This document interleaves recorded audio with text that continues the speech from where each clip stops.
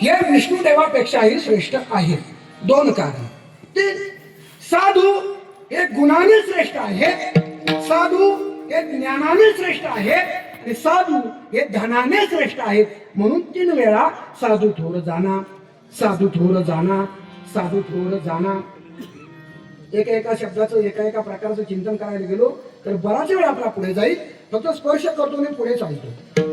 3 वेळा साधू थोर का सांगितलं ऐका.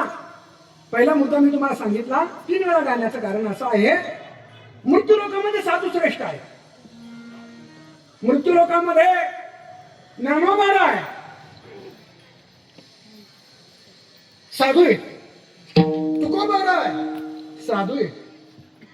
आणि म्हणून ज्ञानोबा जेव्हा समाधीला गेले तेव्हा विठेवरच्या पंढरीश परमात्म्याने जगात त्याला आसू आवरलं नाही. देव म्हटले, देवी ऐक ना, हा एकच योगी देखिला नयनी. अगं असा योगी या मृत्यू लोकांमध्ये होणार नाही. आणि म्हणून ज्ञानोबरायांच्या समाधीला ज्ञानोबरा समाधीला जात असताना देवाच्या डोळ्यामध्ये पाणी आलं. म्हणून देवापेक्षा मृत्यू लोकांमध्ये साधू श्रेष्ठ. वैकुंठ लोकांमध्ये जा, स्वर्गामध्ये जा. स्वर्गामध्ये आपल्या पुराणामध्ये अनेक विचार येतो. जेव्हा जेव्हा वशिष्ठादिक नारदांसारखे ऋषी साधू वैकुंठामध्ये गेले असतील तर स्वर्गात देवतांना त्यांच्या आसनावरून खाली उतरून त्यांचं दर्शन घ्यावं लागलं. कथा भाग अनेकांना माहिती, सांगण्याकरता वेळही नाही. पाताळ लोकांमध्ये साधू श्रेष्ठ आहेत. का पाताळ लोकांमध्ये राज्य आहे बळीचं. त्या बळीला देवाने पाताळामध्ये घातलं. आणि बळी म्हणजे ऋषी साधू आहे. त्या बळीने देवाला द्वारामध्ये द्वारपाल म्हणून उभा केलं. पाताळामध्ये साधू श्रेष्ठ आहेत. एक प्रकार झाला. दुसरा काय सांगितलं होतं मी, साधू कशाने श्रेष्ठ आहे? साधू हे धनाने श्रेष्ठ आहे. श्रेष्ठ असण्यापैकी जी काही अवलक्षणं सांगितली जातात, जी काही शब्दभेद आहेत, सर्व साधूंच्या ठिकाणी लागतात. बघा, दैवी संपत्तीची 26 लक्षणं सांगितली ना, ती सर्व लक्षणं संतांच्या ठिकाणी ओतप्रोत भरलेली आहे. गुणाने श्रेष्ठ आहे. अरे देवाला जे जमलं नाही ते संतांनी केलं. गुणाने श्रेष्ठ आहे. देवाने धर्माचं रक्षण करण्याकरता अवतार घेतला. धर्माचं रक्षण करण्याकरता अवतार घेतला. आणि धर्माचं रक्षण करत असताना फक्त दुष्टांचं निर्दलन करण्याचाच कार्यक्रम लावला. दुष्टांना मारण्याचाच कार्यक्रम लावला. पण आमचे संत गुणाने किती श्रेष्ठ देवापेक्षा ऐका. ज्ञानोबरायाने त्या दुर्जनाचं निर्दलन केलं नाही तर ज्ञानोबरायाने दुष्टाचा दुष्टपणा घालवला. जे फळांची व्यंकटी सांग तया सत्कर्मी वाढू. अरे दुष्ट मरो असं नाहीये, दुष्टांचा दुष्टपणा जावं पसरताना ज्ञानोबरायांनी मागणं मागितलं. गुणाने श्रेष्ठ आहे. ज्ञानोबा संत कर्माने श्रेष्ठ आहे. भगवान श्रीकृष्ण परमात्मा चरित्र जर विचार केला तर भगवान श्रीकृष्ण परमात्म्याने जे चरित्र केलंय ते फक्त उच्चारण्यापुरतच केलंय. उच्चारा इतकंच केलेलं आहे. आपण फक्त उच्चार करू शकतो इतकंच आहे.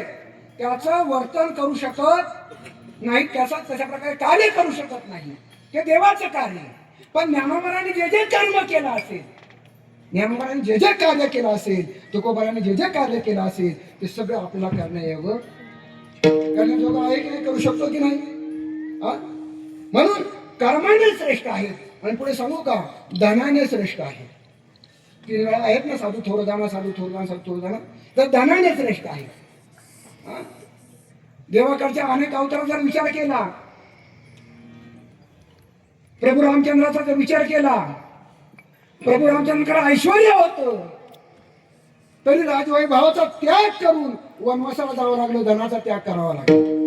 अनेक चरित्र तुम्ही बघा बरं का, आपल्या वेळ सांगताय आपला. पण ज्ञानोबा तुकोबरायांचं जर शब्द धन पाहिलं,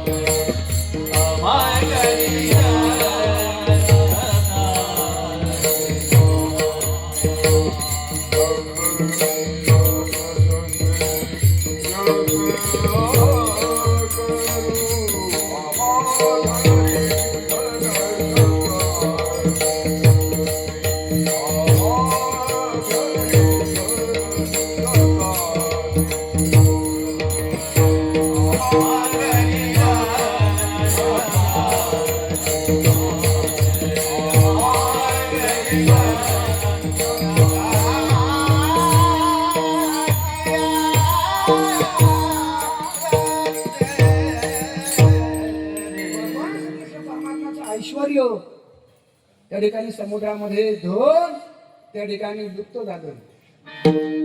द्वारका बुडाली, पण तुकोबरायांचं धन, ज्ञानोबरायांचं धन कोणते? महाराजांनी सुंदर प्रमाण दिलं. आम्हा जरी धन शब्दाचीच रत्ने, त्यांचं धन कसं आहे ऐका. अहो ज्ञानोबरायांना 750-800 वर्ष समाधी घेऊन होत आली. तुकोबरांना 400-450 वर्ष झाली. त्यांचं धन आहे ना, त्यांचं धन आजही तेव्हा जे प्रकाशित होतं त्याहीपेक्षा हजारो लाखो पट अधिक आज प्रकाशित आहे. आज जनसामान्यामध्ये हे धन आहे तुकोबरायांचं, हे धन आहे ज्ञानोबरायांचं. ते धन कसं आहे ऐका ना. अरे प्रभू रामचंद्रांच्या लंकेला जाण्याकरता बनवलेला सेतू, बंगला,